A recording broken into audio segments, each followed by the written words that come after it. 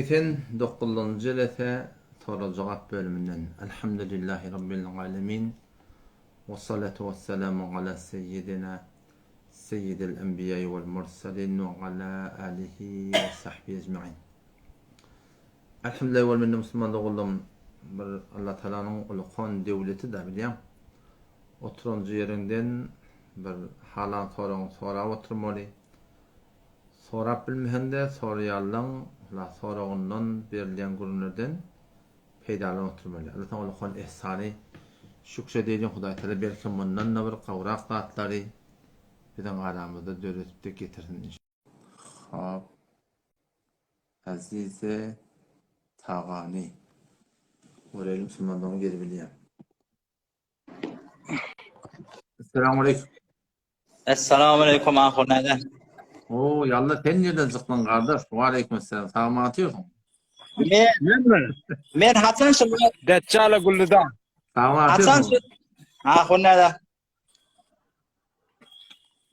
Mehmetcan sen otur. Doğan hem gurrun ediyor, Doğan. Keptesin.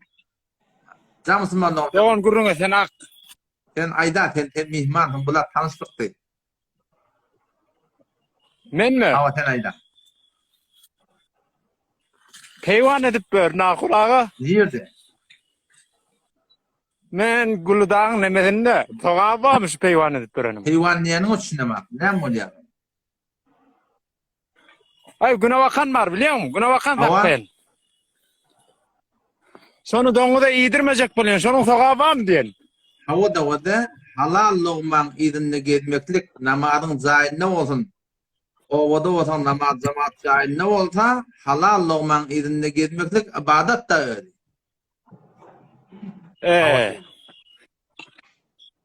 Hey ağırmasın ağına sonu sorayın. Böyle Allah kuvvet ver. Yeter kuvvet ya. Böyle. Kalk ben mutlaka sen sağma atıyor mu? Selamu Aleyküm. Aleyküm canım var mı? Ava elhamdülillah daha şükür. Canım ben mutlaka işim var mı? Yo tanışlayıp her live'da getiremem. Bizimkiler gelmesin deyip menle Hasan şun live'ı tükener. Evvelin nefer derhas bereyim deyip ham eksimde evvel ettim. Ayşe tanıymasın gireyim de sana deyip.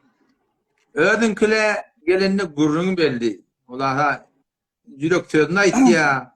Onu burada at ya. Sonra o zaman hatta Kur'an mı? Sonra o zaman hatta sonra mı?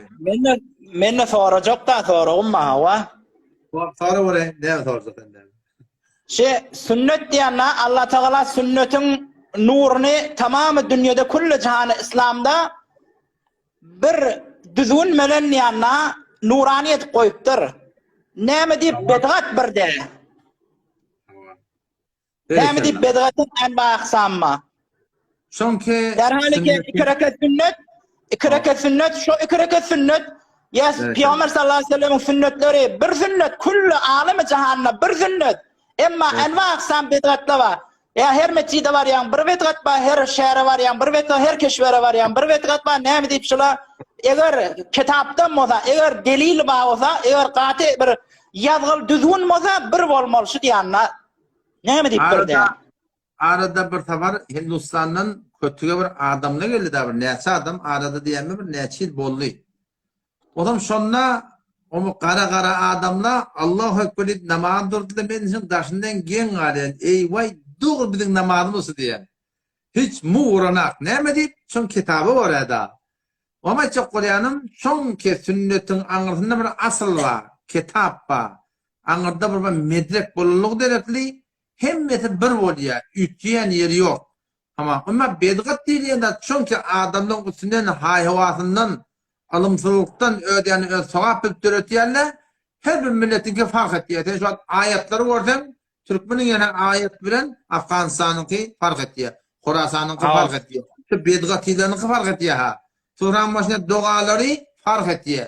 Sonra böyle yarımdan ayrılmaları fark ettiği. Her gayet birbirini fark ettiği. Sonra ulukhan delil ki şunun anlatında var akıyım hiçbir hakkaniyetin yokluğu yani. Hop boldu inşallah başa kurulmam. Yani İmam Darul Hicret İmam Malik rahmetullahi aleyh da ayetmiyor فَمَا لَمْ يَكُنْ يَوْمَ اِذٍ دِينًا لَا يَكُنُ الْيَوْمُ دِينًا ya da Doğru. Her bir adike şu peygamberin oğluna dinden demiştik. Şu diye mesela şunun dinden dedi ya da. Mesela eğer bir resmi halette bolacak bolsa diyanla enne bedati adama Peygamber Resulullah sallallahu aleyhi ve sellem şefaatinden de mehrum diyorlar da. Hom bir yankı bir adamlar iki aqideyi qeyraz mesela bir fıkıh Hanefi'den ya sünnetten ya bir bedati bir aqideyi bolsa Allah Teala men özüme fikret ya şoň bir fehmi derkini ayırýanmy diýanna bir düşünüşini kemýänmi diýän bir forum şoň düşünmeli wagt bolgulla bir mesela bir äke bazı halazeneki de da we o beýdidi bu beýditde da erkek ýanak men nip durmalla men ba dip erkek ýanak eliň alyrmaly agay falany men ba ha dip şo bir zihne de täsir berýän bolmaly ýanna bir fikirine düşünüşine diýanna Hadiste geliyor da Peygamber Hudasan deyiptir da her vakti men ummatim birbirini sevse deyiptir. Enin falan, doğunun falan sevse deyiptir. Her vakti men ummatim yaxşa çağırmaktan qalsa, yamandan aytırmaktan qalsa Allah Teala onun fehmini alacak diye. Odan bediqat yördüp duran adamla o yaxşa çağırma dursun. Yaxşıdan aytırıp durla, yamandan aytırma dursun. Şu yaman bediqatı millete sünnet diye köket durla. Odam olan gün nämedir? O taada olarda nerede düşüm almalı, nerede fehm almalı? Ay şoň aýdyn ma bu näde bir sual da bu da inşallah men her sual bilen gelen her siride ya da her siride aksime öğretmen bolýan çare ýok ýerzek bolam. Bolýan inşallah bolýan. Assalamu alaykum. Allah hoş berin gaýasydan. Muhammed ahon salam inşallah. Taada Müslüman doğamız Abdullah Beyat'ını getirin. Abdullah Beyat'ını inşallah getirir. Tadı Müslüman doğum burada sorattır da. Semiallahu limen hamide Rabbena lekel hamdın idinden hamden ketiren tayyiben mübareken fitip aytmaklık sünnet namazlarda ve nefil namazlarda aytılmaklık gerek. Farz namazlarda aytmalılar Müslüman doğum. Hava şeyler. Başka näme sorawa? Yani kenem başka bir has soraw ýok. Tada da habbally galaları galyby iltifat bir gabil iltifat çepden. Agay Kerim Garrabin tanimiyat getireyli. Başka kimma Mualla Muhammed'e Peyrovi diptir. Bu da eşten adımda mı getireyli? Allahümme. Esselamu aleyküm. Esselamu aleyküm. Assalamu alaikum ve rahmetullah. Oo, pehlivan bu geldi oy. Öyle çıktım ya çıkana. Abi yine sen kaldın mı? Hava ba Ha. Başka Müslüman doğulumdan Ağay Ramazan izledi. İnanı çenem. Tada yeni Müslüman doğumuz oraydı. Ha.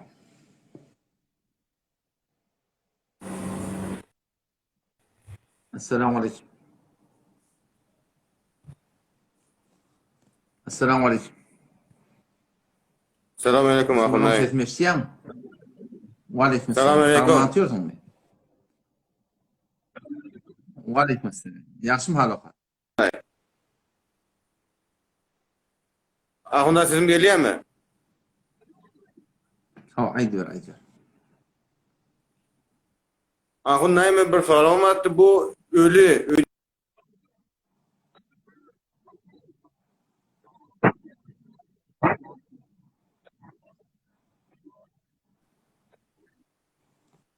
Ahunay sesim gelmiyor mu?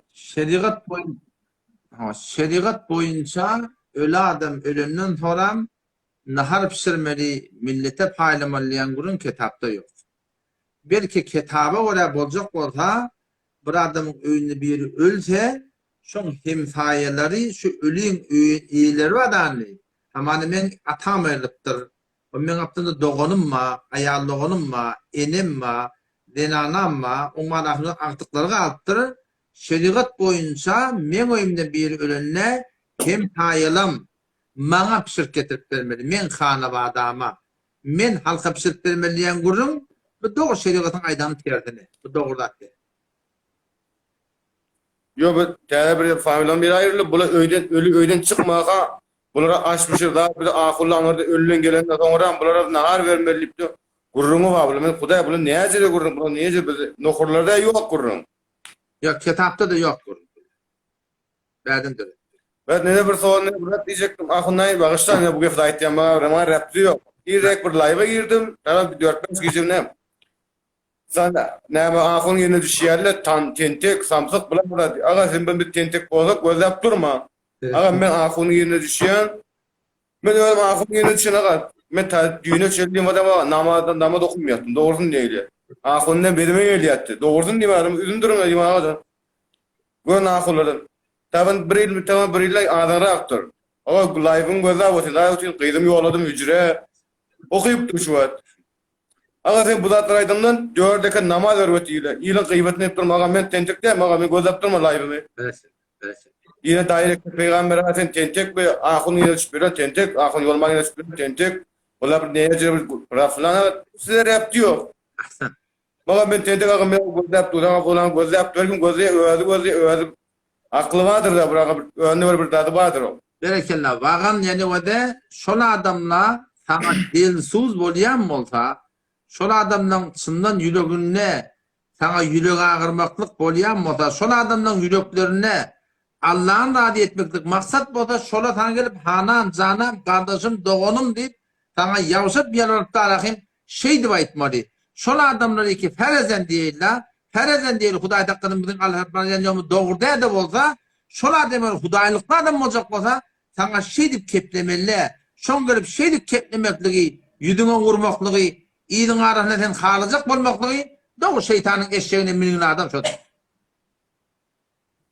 Birinci kılık diye o men odam sana 4 rekat namaz o erti namaz 4 rekat. Aga sen live koy. Aga namaz öğret. Men bir 10 dem bir badır live'da. Aga yoktur diýäňmi? Beresin. Aga oturanda adam Kur'an'da okuýarlar. Kän ýerde görýärdi. Oturanda adam Kur'an'da okuýar. Dörtten Kur'an'da salam berýär alny. Doğrudur. O şu namazı öğrettin. Aga hüccet bolmaýar ki bana. Sen de gayret et inşallah. Men barsa bu gepler. Gayret et inşallah. Yani Barsa dünýäň manahim maňa birdi ta hafiz. Sana teoýan nekan haditta. Men oňa diýdim Hudaýdy tewip berdi diýdim. Men diýdim. Hudaý 7 kat atman 7 kat yer taklap kalpları urdurup hem ben nıgmat çoğunki ödüne teoýany da berýär, söýýäni de berýär. Men Hudaý tewip durlum. Men kim olsam? Peygamber ike peygamber bolup gelipdir. Birde ady köpi 124'ün peygamber gelipdir. Wa ma arsalna min nebiyyin illa kanu bihi yestehziun. Her bir peygamber maskara edilipdir. Adam alparyanların mübarek yol haklarynyň delili inşallah taňra Allah istigamet bersin, bir de istigamet bersin. Bu da hatta dergemeyecek inşallah yolumda gider inşallah. Bolýan. İnşallah. Adam şu beter oňuşmadan Hudaý etýän işlerini wadan bir dogurdy. Bütün akşam live'a girdi, bir şeýerlen live'ına girdi. Aslında sunniň awryny alyp barýar. Etýän işlerini näme dedim? Baba dedim. Aslında öýden otom çykdym, aslında sunniň otom çykdym aslında. Doğru. Hudaýa bunu etýän işleri adamı 4 rekat namaz öwret. Aga erti namaz 10 rekat 4 rekat, bulardan 10 rekat. Bular öwretsen aga men masgarat durma. Aga hafiz yolman masgarat durma. Aga yol işi adam öýdi bilýär, Hudaý bilýär. Beresin. Sen kulak asma. Beresin. Aga Allah hafız yolman işi aga men kiçdi. bolýan. Kulak asma. Allah yaranın olsun. Bolýar ahundaý taňa ýakyn. Bolýar. Bolýar sağ ol taňa ýakyn. Jazakumullah. Allah cennetde ýady etsin aga izledi bolýar. Vagan Müslüman doğrulanmadı. Dün bir hava. Adı da Muhammed Aleyhisselam'ın adı var sünnet. Gelip direktine varahim, sen yadında okuyunda hiç saat yok, gelip varahim sana ihanet etmeyendir ya. O da ben ona dedim, ay falan dedim. Hop, sen alıp barayan yolun doğru olsa, sen alıp barayan yolun doğru sürgün olsa, senin insaniyetin baba, sen ne kadar mudahım bulayan ağaca. Eger vagan ýene wede, vagan eger biziň atbarýan ýolumy dogry bilmeýän bolsaň, sizde bir haýyrhahy gerekdir. Sizde bir dilsudy gerekdir, mehribany gerek, bir edebi ihtiram bilen marahymda aýtmaly. Taken näme? Bir hem marahym sizin aýtýan haýygatyňyň bir dogrulygyny biler ýarak. Ýoksa bu azylyk bilen Müslüman dogrulam hiç wagtda bir hak etmez.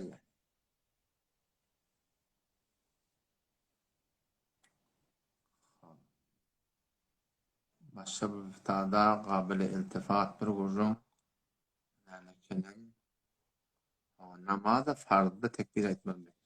Dikkat Müslümanlık olumda bir ödün bolsaň namaz okuymakda teoriyende adam eşitilmeyen bolsa o bir teranna bir datta hetmin adam çekmeli. Böyle ki musafir bolsaň onda çekten gawy çekmeten irade. Ama da mukim bolsaň İsfahan'da Şiraz'da Beyleşe'de hanı adam işler kerip berdim. Adam şu suratında var akim ten yani ehl-i sünnet adanı yok. Bolsa da şehrin o çetinde tama eşitilmeyen ten zarur adan çekmeli. Önce tünnet okuyup tünnet olsa sonra mı tekbir edip farzını okuymalı. Şimdi öyde ne? Öyde ki adan eşitilip dudağını şey değil mi? Burada farzdan kalıptırsan işin derdin hulada yetişmeyeni tekbir yani farzdan önce tekbir etmeklik mustahap. Yani aytsan togab. Aytmasan da günah kelçek yok Müslümanlık oldu. Başka kim var? Tada duanı kabul olsun.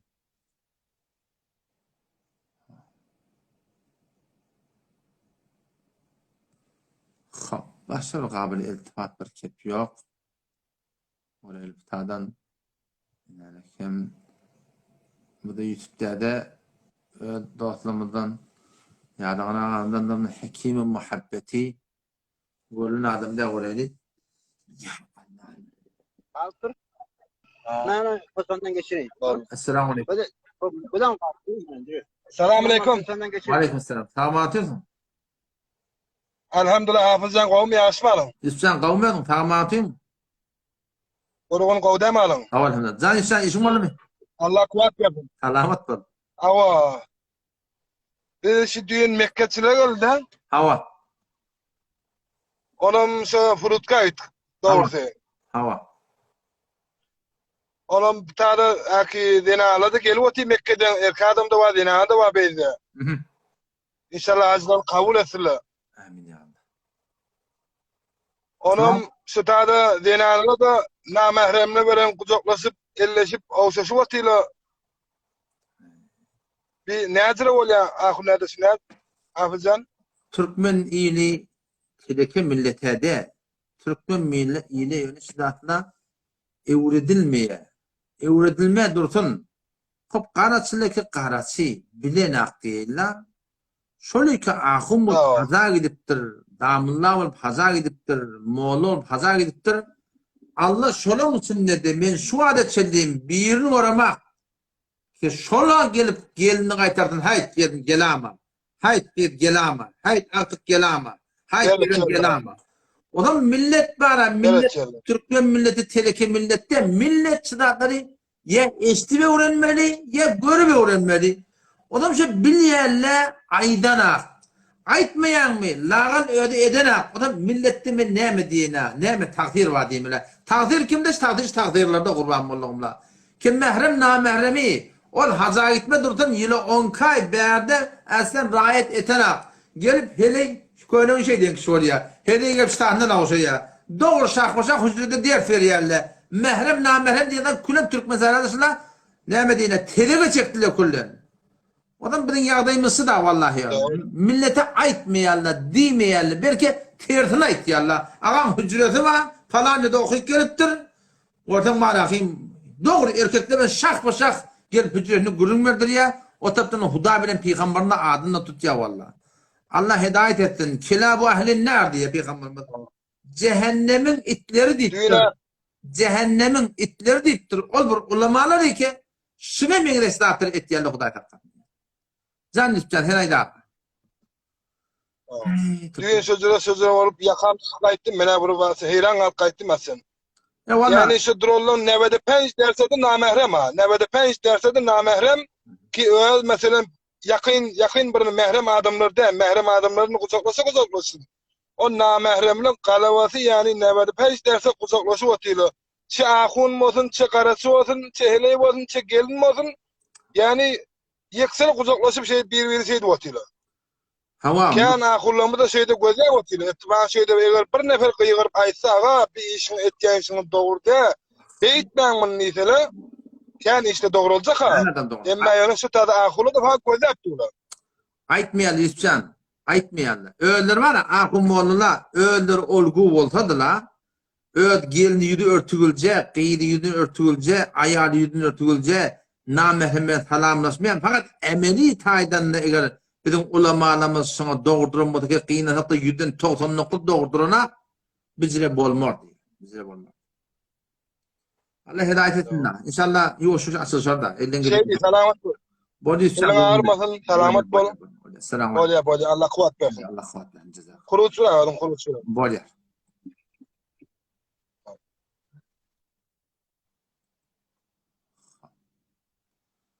Ey havada ne diyeyim. Fakat dihini yamallayan yanak bol ya. Sağlar cihan. Orayını kim? Rahim-i Teberi. Natan adamları öteydi. Ya Allah'ım. Selamun aleyküm. Waalaikumsalam ve rahmetullah. İnim tarif min. Ava men elhamdülillah. Söylemeden bir gen at koyup durdum. Ne amıl? Sağlar cihan mı? Yo men ne ki? Tamam atayım mı? Zanenim. Yo bir ahvalatın soran idim. Qawmi yaxshi näme ahval? Elhamdülillah. Şu yankı olgun kaydan dadım. Seni kavurt gidene.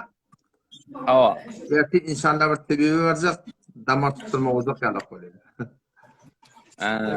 Endi şayet halim qawwasa bir barsam baramel yani. Erti halgayı zikir var inim. Gelecek olan kümmede gel. Erti inşallah Murşid sahibin marahim. Öyle var ya. Adresa dahi koyuyorum. Erti akşam inşallah halgayı zikir var. Kümmette başartan sotak gelin inşallah. Olacak mı? Bir de bir taqazam var da Zan. Ini live'da ajib gow gurumlu bolýar. Hava. Yöne ummatın kemçiligi kan aýdyrlýar bilýärmi? Hava. Yani ummatda bolup duran halatlar inni meriçilik diýeli, ummatın meriçiligi. Hava. Dedi boynalylar. Hava. Ummatda gelen bir meriçilik kemni imandan bopdur da emesler. Ulamaly da bolsun, Hava. garaçy da bolsun. Onu inni men öpikreşim diýende oýlanşmalar. Dünyada ulamalar din diyanet derekli mehnet edipdirler, fikir edipdirler. Oýlanşypdyrlar ki näme etmeli din imani ösürmeli. Hem dini hem imani bilýär. Hava. Indi men özüm ýani oğlanlar oturşamda howuzulun hakynda howuzulumyň mollary kimlenk beter azalypdyr diýär. Doğrudur.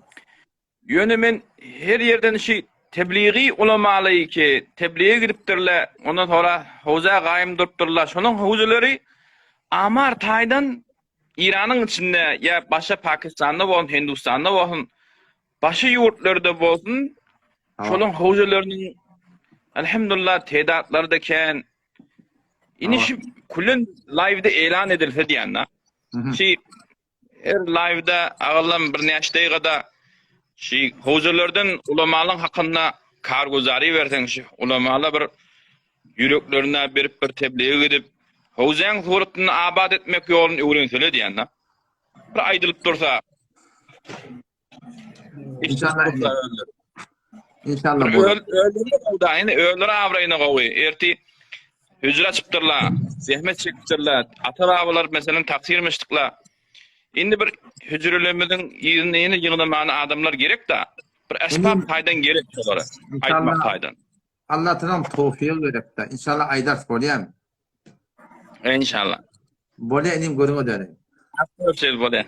Bolýar. Assalamu aleykum. Sen adın hayzi sağlar cehennemi? Ha. Tamam.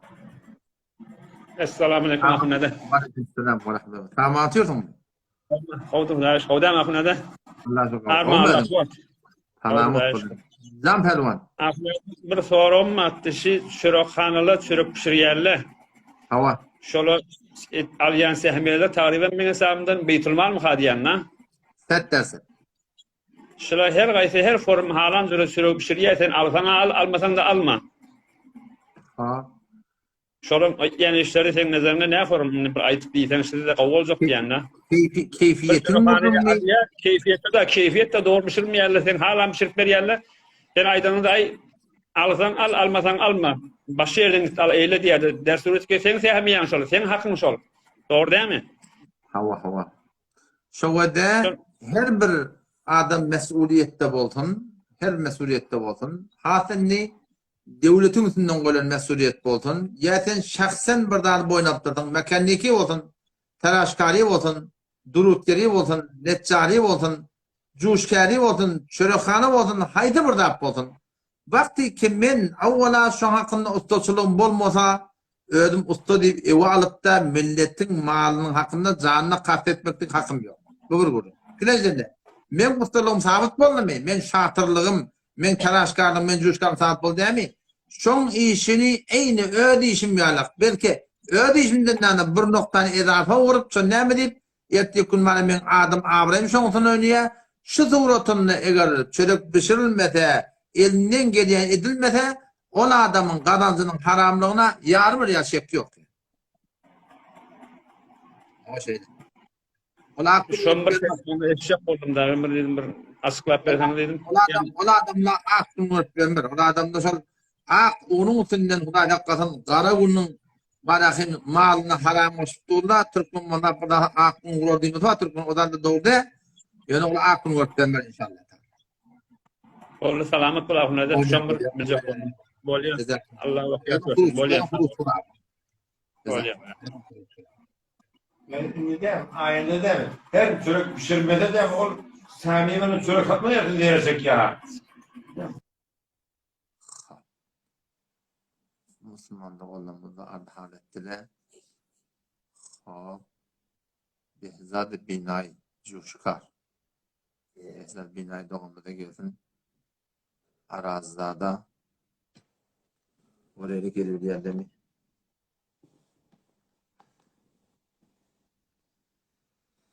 Ya Samet. Esselamu Aleyküm. Selamünaleyküm. Ve Aleykümselam. Tamam anlatıyorsun.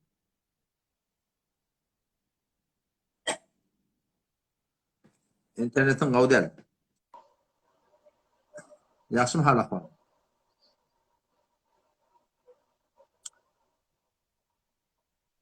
Sesin var ya mı? Sesin gelmeyen. Müslüman doğum. Bolmanlı. Böyle şeyleri tutudan tredi. Ve Aleykümselam. Tamam anlatıyorsun. Ustad kovma armallavatta. Kavul var. Var değil mi? Kavmedin mi? Xudaya köp şükür.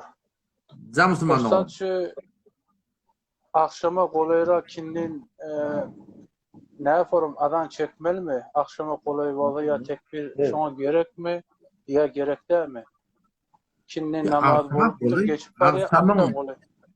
Akşamın vakti girmeli, günün batallığına yakin etmeli, o zaman akşam çekmeli. Ha, şu kolay oluyor. Akşama 5 dakika 10 dakika var. Şonda men kindin namazın adan çekipten tekbirlep okuysam oluyor mu şunu? Ya kadar etmeli mi? Eğer öğren gece alım olsan hava, gün batmadan önce sen vaktin olsa, eğer adan çekildiğin yerde mi zayin? Başka yerde işlepiyen mi? Tehran'da olsa. Haberekallah ve de eğer vaktin bağ olsa, hetmin adanın çek, tekbirin ait, gün batmadan önce namazın başla, o hem eğer amana ikinden durup dursun da, gün batmanı 3 dakika var. Namazın iyi gün batma girse de ikinin doğru. Yani eğer adam bilen tekbir etmenin vaktin yok bolsa, adam karan namazı yetişecek bolmalı ve de şu namazın gayretini etmeli. Atli suratında sen adam çekmeli, tekbir etmeli, o zaman ikinin okuymalı. Eğer vaktin dağdan değilim olacak bolsa, adam bilen tekbir terk et, namazın oturda namazın okuyun inşallah.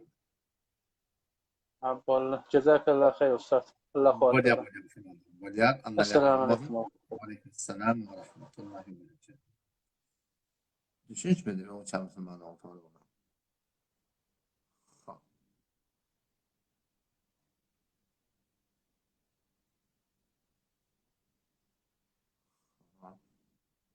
Başka Müslüman da olmalı.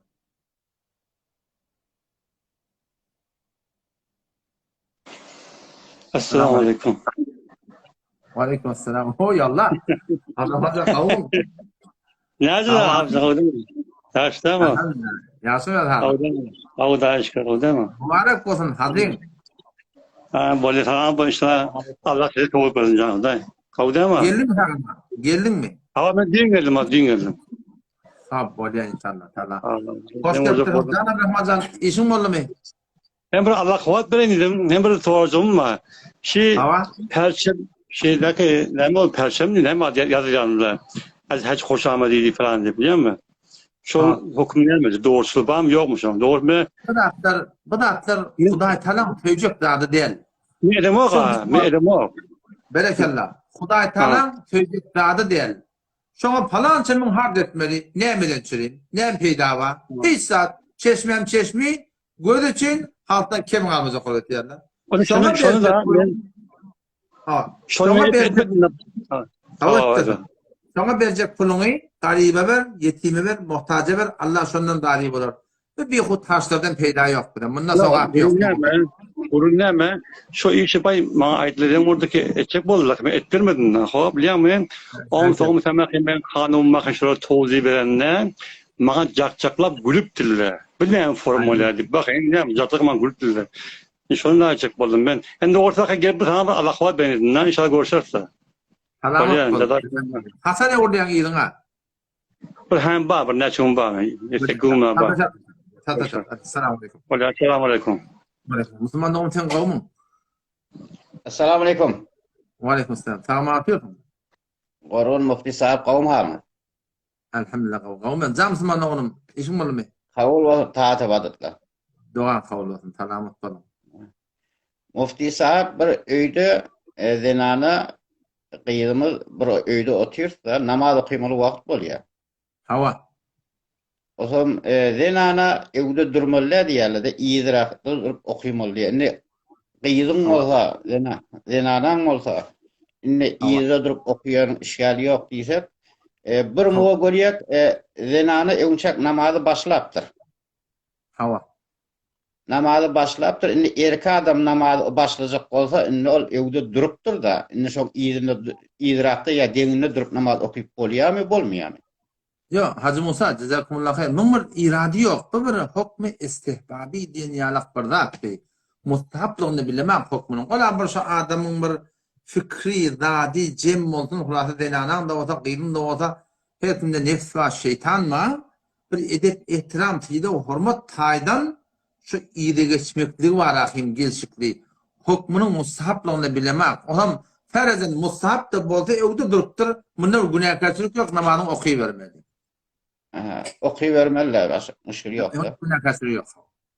Şofor, aydenana eve geçmeliler diýilen sen, o zaman bir ay bir wagt ittifak düştü ki mesela namaz başlapdyr da, indi biz diýek duraylı biz namaz töketýänçe ýa mesela okuyuvereýilmi diýip şunu daýyp ölme elbette men okuydum. Okuydum da sonra aýnydım bir wagt iştiba boljak. Zenana erki adamdan eve geçmekden gurrungi, ol bir wagtda zenana walakin öz şeraýatlaryň jamaata geldi. Ya şeraitin bilmeyen bir hele cemaate getir, şoğur imamdan eve geçse, namazın podiya falan gurulmada, o taatının gurun bu taat geçiptir biliyor musun? Bu taata geçen hiç günahkarçılığı yok. Boldu, salamat bol. Mufti sahib. Cezakumullah. Selamun aleyküm. Yine bir iniňe gelip bizim hyýalymyzy rahat etdi ýa-ni. Hawa inimizin şu taqir kellihine bir awşama bollyk bil. Ol yanki Şehre Ferag'ın senaryosu bilen bizi bir münazaradan korkýan, kaçyp gitýän, burdad etýän edip millete ma'rif etdi da bula. Men şu wagtda aýtdym birden story'imde Allah bilen katan şu qyýlan galan bir münazara bolsun, lap şu öýünde münazara eder diýip aýtdym şoň ödüne bilýän. Indi inimden şu taqir kellihine bir awşamaly ýürak bolsun. Elhamdülillah şu dadak senaryon hemmenin yalanlygy ýyla walakin kamilen belli boldy. Mufti sahib, şu wagt 200-300 nefere yakın adam gözläp men sen bilen hiç buna hamahangi bir adam ýokdy. Sen bilen zeňde uramak hiç satym. Ýöne men özüm sen kefiňe bu kadar imanım vardy ki kabul etýärdim. Hoçsarany özüm kimdi o? Geldi Muhammed'e. Ben özüm de bir peýam ýeberdim. Ki aýtdym, "Aga her haçan diýdim sen amadeýin bolsa, sen näme diýip ýöň diýdim.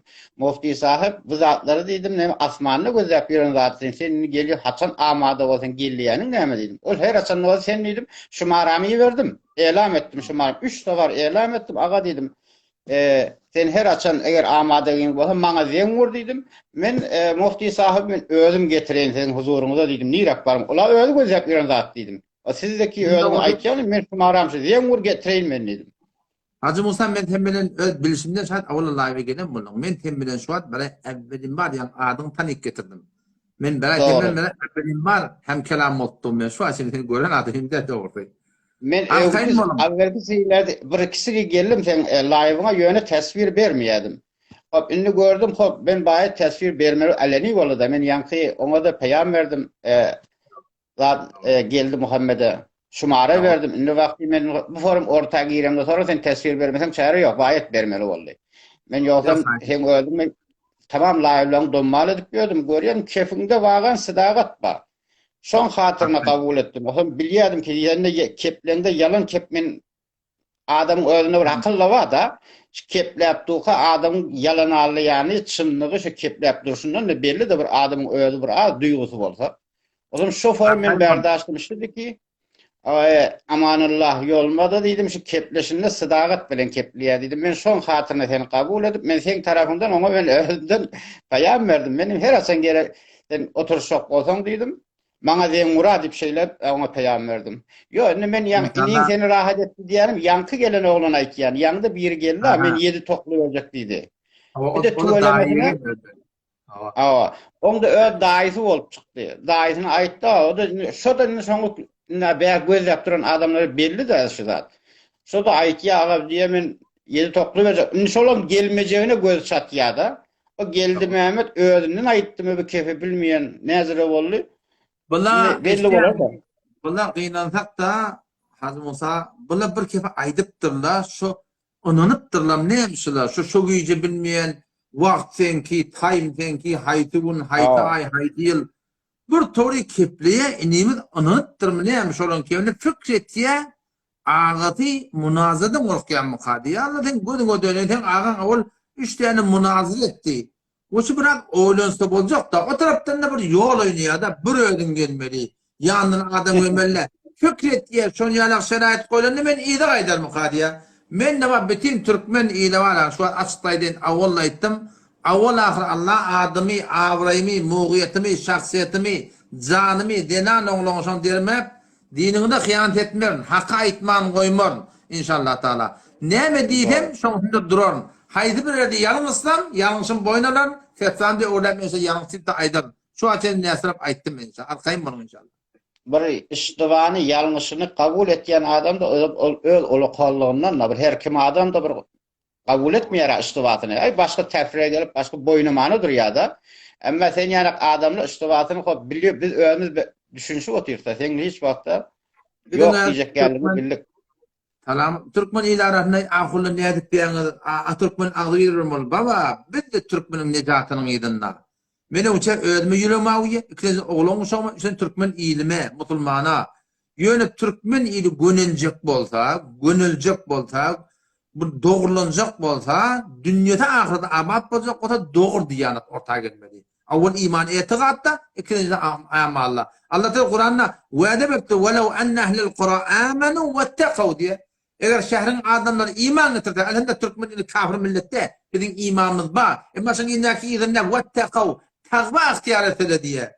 Günah karşıttan gasıra diye. Qiynahat bizim aramızda ne kadar hadatı günah vuruptu, sogap diptulla, amin diptulla. Şu da doğrulansa Allah Teala la fatahna aleyhim berekatin mine's semai vel ard. Asmandan yerden bereketleri indecek diptur doğru. Biz şu Türkmen ili şu taqva kısmını etmekte adet etýär. Biz de Türkmen ile yüreğimiz awyýar. Türkmen ili gelsin iman taqwasyny doğrulasın, Hudaýlygyna du, Hudaý tara ütýän zat del. Şu söz Türkmeni bir de gönendirmeýän ýerinde. Emma şu alparyan sürgüni ki şu Türkmen ili arasında şu Wehhabi şinasda bedgatly bilen alparyanlar aga milletin hidaýaty dursun, milleti gönendirme dursun, henüz öz mollatyny, öz 10 ýyl okyan mollatyny adam edebilenler. Şonda o şeriatına göre, hicabın şeriatına göre, talamın şeriatına göre, mehrem namının şeriatına göre edebilirler. Yani edip dura. Yani hakik barıptır adı ne mi? O diyen ki furutka barıptır, o da tamam mehrem namehrem. Allah bilen kadar doğrusu haramdan. Doğrusu Kur'an'a gelenler, mehrem kim namehremin kimliği. O da vakti Türkmen illeşi imanı var, bir iman hızliyemde takva yok. Günahkardan kaçmak yok. Bizim var yok. Betbakçılığımız var ahim. Ştadan geliyor. Biz de şu maksat beni yaşap yat. Bu alıp barayan yolumu ben şu kadar imanım var. Avvala ne asırıp ayttım. Gurlep daydamak. Kur'an'ın bereketinden umidim var. Eğer şu Türkmeniyle avvala ahir Allah. Fakat bırtçayıl bir dinlerinde var ahlasını. Bırtçayıl kendime antıklaşı Vehhabi için asla. Barın ağaçların celesesinde. Şolun talimatına barın. Şolun kuda oturun deyip bir ayıtsınlar. Bir yıl millet bizim talimatının bozun. Avvala ahir Allah mescitten doğuşunu görürdün. Hezabın doğrulansını görürdün. Takkılma fiyakımın sünnetine oraya vurup hevaya tol koyuşunu görürdün. Cavan oğlundan gayratı verip bana şeriatın aftikalesini görürdün. Bir de elhamdülillah şu an imanımız var. Bu kodun o döneylere ki birbirine karşı durup bir yerle milletin hidayeti durun yanayet yanına. Evet, Moğolluğunu hidayet edip biliner. Ne emek delil? Alparayan yoluna hidayet yok. Nerede hidayet bulacak? Ağa, naharı Şam'ı bir aile, sana bir ahunağa vardı. Ben son hücrene bir ders vermeye geldim. Kaptırdaki Moğol'a ne mi diye? 3 aile diye hücreden nahar demedik, Şam demedik diye. Niye neydi onunla? Ay 40, 7 yılı yine buradaydı. 3 aile diye. O vakti ki ahuna o şehirler hep de harami millet sadı bak iptu, emin iptu. Şu ahunun sözünden neme çıkmalı, neme nur çıkmalı ki yüreğe çünkü o Moğol'ların neme olmalı ki var ahim milleti yola salsın biliyor musun? Betbaksın soğutuna. Şu doğrulanmasa biz doğrulanmıyor doğru. Şu konudan görüyor ama hücrelerimiz boşak var ya. Nemeden çileyim? Çünkü Huday Teala aydıktır Kur'an'da. İnna ateynakel kevser fesalli li rabbike venhar inne şâniyeke huvel ebter diye Allah Teala. Ey Muhammed Mustafa sen düşmanın yedi yok deyip durur. Bizimkine sünnete düşman olur diye. Şeriatın ne kadar ha? Bazı adına düşman olur diye. İkiye bir handa aman Vehhabi diye. Vakti ki şeriatı ön hücrelerine ters tuğullar. Şeriatta bulup durana defeler. Eminlik tuğullar. Huday Teala'nın aydan başa geliyorlar. İnne şâniyeke huvel ebter diye Allah Teala. Ey Muhammed Mustafa sen düşmanın, sen sünnetin düşmanın yedi yok da. Bizim kıyınanak da müşkülmüş da. O zaman şu daydan başı Türkmen doğrulamadı var ha. Yani benim de yüreğimiz şuna uyuyor. Türkmen doğrulansın avval ahir Allah. Talamat bir Hazreti Musa gülüm öyle. Kâmu atallık. Arzu etiyaz, dua etiyaz Allah Teala kullu musulmanları elal husus Türkmen doğrulamızı doğru yola hidayet etsin. Amin, amin inşallah. Cezakumullah. Yine bir sualım vardı. Yeni kurduğumuz uzağa çekti. İnşallah indiki merhelerde sual edelim. Bana şey der. Valiya. Cezakumullah. Esselamu aleyküm. Aleykümselam ve rahmetullah. Baştaki Müslüman doğrulamayı getirildi. Ağay Mansur.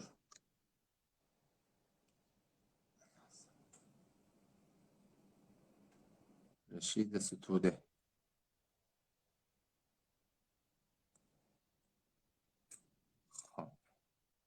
Azizlik yan getirdik.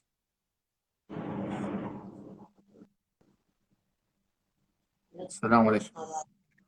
Selamun aleyküm. Aleyküm. Hal olan kavmun. Allah'a şükür. Selamun aleyküm.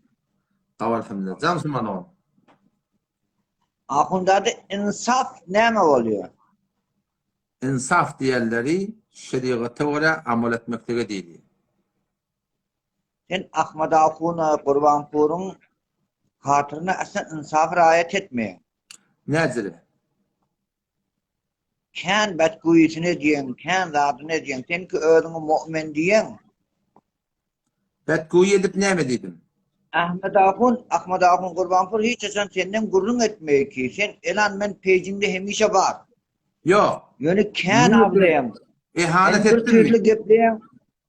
İhanet Gördüğüm ettin. yomu da edecek oluyor mu? Ha? İhanet ettin mi? Sen aran ay ola diyen senaryo becerdiler diyen ola falan etti diyen geldi Muhammed diyen yani geldi Muhammed Ahun deyip bilmeyen öyle geldi Muhammed diyen.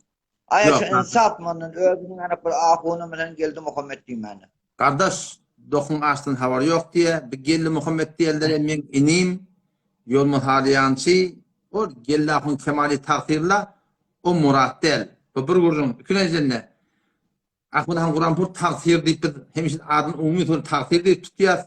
Ken takdirin Yahudi diyen bir de şu Muzdur diyen şu yok da aydan şu Ken bıraktıdan havan yok. O dedi senin emelden Yahudi'ye men deydi ki. Hayır, her burada tevhin etti de şey değil mi? Tohün etti dahulada. Bir tohün Ben edem dahul. onu tohuyla mı öyüne ödüpten zept ediyen sesini? Yok Amanetler kardeşim, hıyanet değil mi? şeriat boyunca o da menne devt ettim oğruyunca akbıdan Kurbanpur takdirde devt etti oğruyunca. Men yüze çıkar koykadım takdir koykadılmadı. O da devt etti ahim onu. İkimiz de devt ettik. İkimizin de şeriattaydan Doğru adam icadamız der var. öyle ondan. Ecadı ve o da ikimizin de şeriattaydan icadamız var. Hanırken Marhul Kur'an arkamda da 14. cildinde Sure-i Hucurat'ın tefsirinde Mufti Mehmet Şefi Osmani rahmetullahi aleyh bir yağdaylarda iki şotada hakikatler inkar edilecek ettiği bir şehadet vermekte gerek boluyor. Şoförüm oğrun şahit tevt etmekteki icazı badittir kardeşim. O şeyde. Kanun cedid mi ne? Başka Amanetler çok- hıyanet olmuyor onunla. Amanetler kardeşim. hıyanet olmuyor mu? Yok kardeşim o da Oldu okey. o da bir zatmadı. Men önüne ketlemakta. Men han kitap adres verdim. Kitapta badatta. Kitabı olma olur.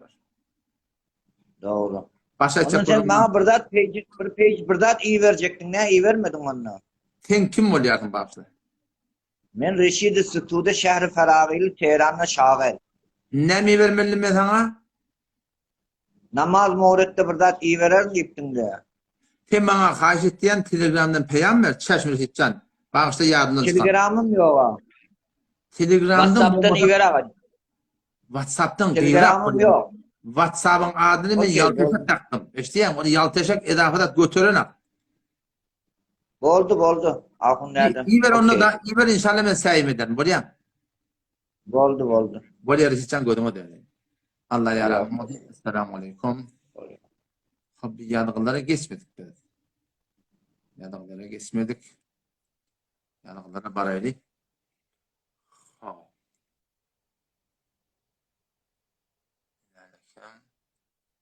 Cevap verdik.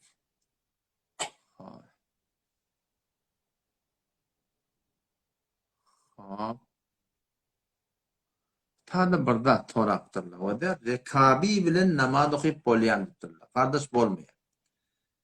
Namaz okuymaklıktan süreyim, sen adından bir puşeş bilen çıkmalı namazda kesen mihmanın evinden şöyle oturup durmaktan utanmalı. Ahuni var, mollu var, şehrdari var, bağıştari var. Sen şolun evinden var ahim toyut çıkmayan, yata gitmeyen mi sen söyle mi? Ve onunla rekabi bilen namazda son Osman'da onda doğurdu. Bir nihayette bir edebi.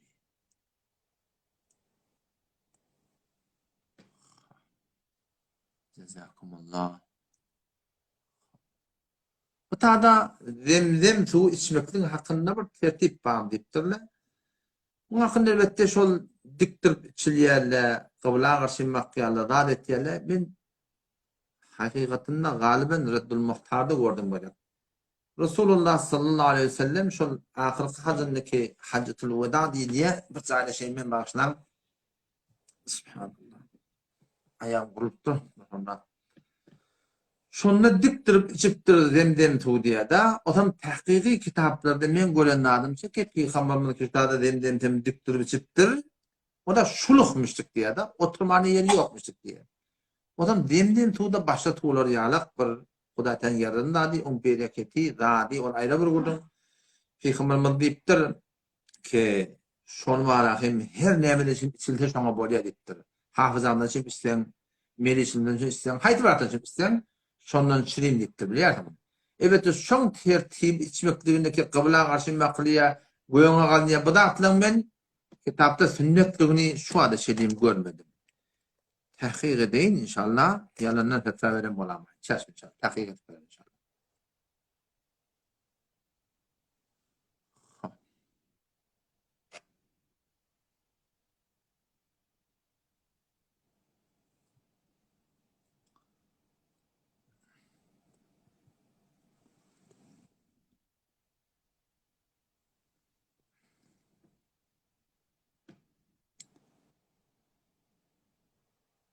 Esselamu aleyküm. Osmanlı'nın sesin var ya. Sesin gelmedi.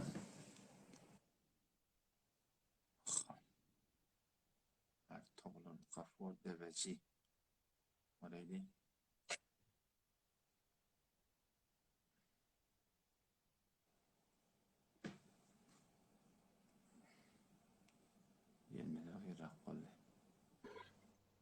Selamun aleyküm.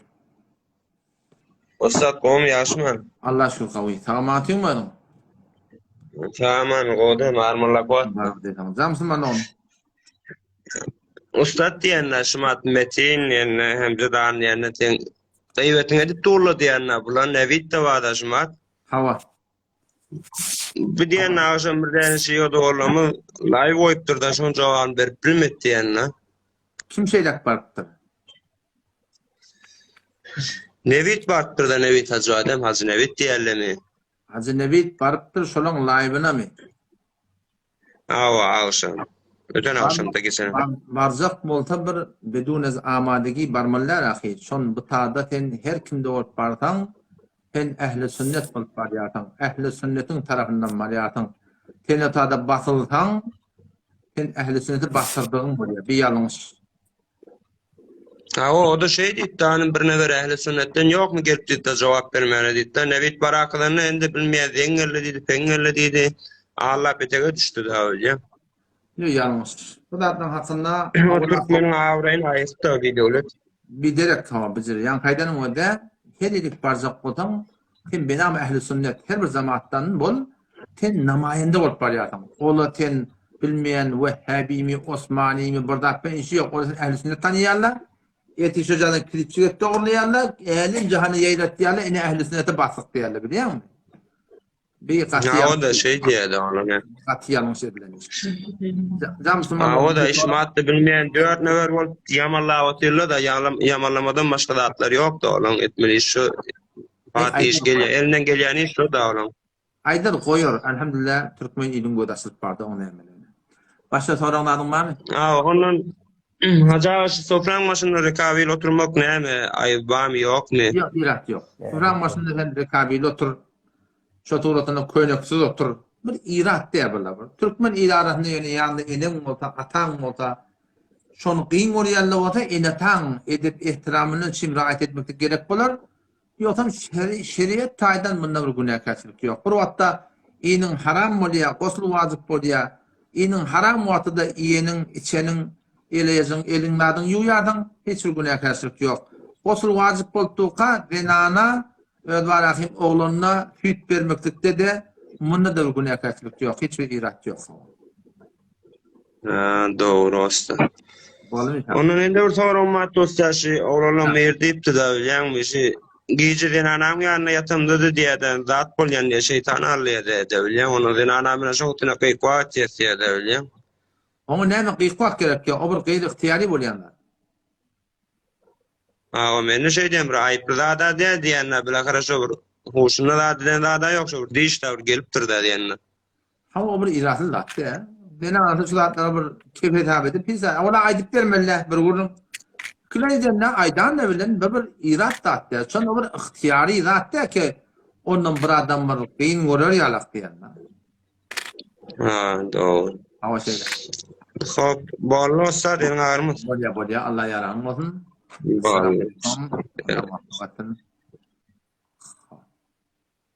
Tadı bir tane ferzim var. Tadı o çıkarardım onun ferzini.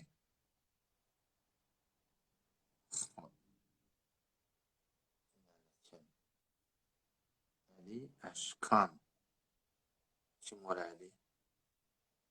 Ya da adam. Devleti gelecek deyip de devletin getirme. Devletin yani anlatı doğru. Gelse taklap ona çare.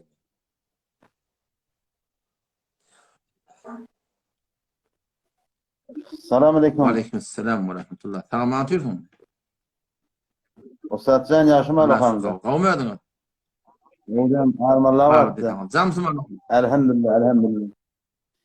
Ustadcan ben yani bir kere bir aytdın da başka şehirstanı işleyeniz deydin, adan eşitilmeye deydin, neyme deydin de.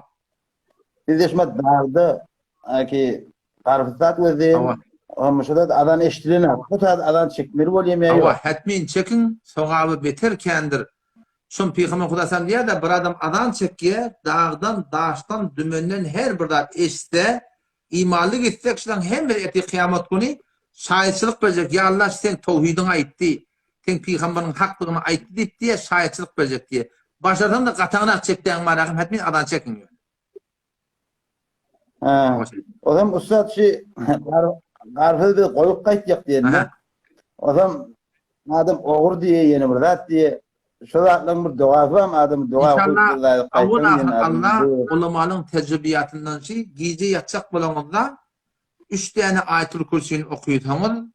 İnşallah ulaqam bir sebeptir. Bir de 5 vat namazından sonra Hudaý talak yalvarın ödüňiz. Ýa-da men malym hifazet etdi. O bir de sadaka vermekdik şu malyňyzdan, töwereňizde muhtaçlyk vardyr. Ýa-da ödüň gory diýip inşallah şunyň bereketine gorylar inşallah. İnşallah ustad Huladı kendi mescidine şonun bir zat kömegi etjek diýip oturýar. İnşallah bir gowy dua dewar inşallah. Ola men hakdy bar. Hadi mescidin ýardymyza da. Salamat bolun. Allah kabul et. Bolýar ustad jazakumullah ýa armat. Assalamu alaykum. Bolýar. Selamun aleyküm. Özün huruçura. Selamun aleyküm.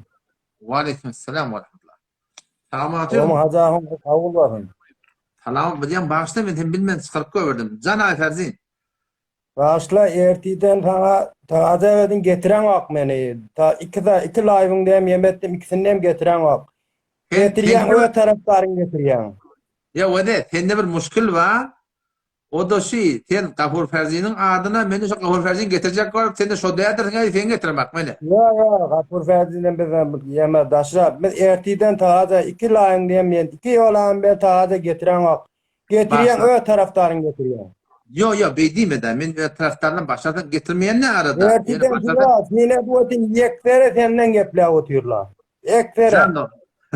Hacahundan live koyuyan iki tarafı den bol. İki tarafı den bol. Ya haýyş etdim. Başardım da Ağlama bakmadı günahden evvel özün takıp durun o da bir günah. Sen nene bilayt aýdanyňy? Ağlama bakmak günah diýen de. Kardeşim bir ağladı, bir 3-4 renk bir. O ağladı diýenler ak bilen gara bolýar. Munna gyzyl da bar. Bir ýöne taňa ýakyn bolmadan belli bolanap. Eşitýärmi? Munna gyzyl da bar, munna sary da bar. Bir 3-4 renk kardeşim. Eger barahim haýsy bir ağla bolanda live koyuyan näme? Live koyuyan netije bilýär şundan. Bir ejade bir wada haýsy bir ağlarak bolanda dogurda ojak gota türkmeniň poşetde dogurda bolma bolýar. Ağlaca dogurda diýdiýär, ak bilen garany, gödüň agy, gödüň garasy, türkmen şony göz diýip takýarlar, gözden diýip taklýarlar bilýärmi? O şo taýdan dogurda diýerler. Hop, ikileni soraň. O live koyuyan netide çapýan günna akşam live koyuwatyn onuň menen gıýbaty onuň menen ýemedi. Netije men de bir dinede wajak golamak. İnşallah umydym ma Hudaý Taala kıyamatyn maňa sowap bersin. Netije inşallah. Bersin ön mescidinde koydan gowdur mescidinde tablýan mescidinde ýa bir zatda. Hazaý mejazide koymak gowdalçy. Fakat senden masa ahun göremdok live fakat yeklereden. Live açyan yeklereden. Başka maslahatım olsa sen aydan. Bunu inşallah oylanacak. Bolýar. Şimdi fakat şu mejaziden ayrıljak bol. Goýuňa dönen. Allah ýaranyň bolsun. Hop, bu da bir näse Müslüman doguldy. Hop. Ýadaňlar adam oturýar ýene de. Subhanallah. Yani ken merva diýipdir. Ne kadar adamdan kepine cevap vermektik derdisi yok doğrusu. Hop, selamun aleyküm. Ana olan kavmum. Tamam atıyorsun. Sesin avadan gelen. Yo, yanlış aydınmara yan. Sesin gelmiyor. Daim. Layık koyun. Sesin gelmiyor muhtasifana. Sunuyor mu? Şundur yani henkin eşlemek. Başta Müslüman. Yan bir yer gelip aytsana şey. 25 saniye vakt kalktı işte mi? Vakt tükünni 2 saat doğru. İnşallah şu gece layımız bol da inşallah inneki celeteleri havarda şart var ya. Başta olayım vakt tükünni. Aydayın nacı. Uygudan aytmanın vakti yok. Ne yapacaksın? Aydayın mı? Ayt ne yapacaksın? Ana kat et diye 4 saniye tamam mı Müslüman?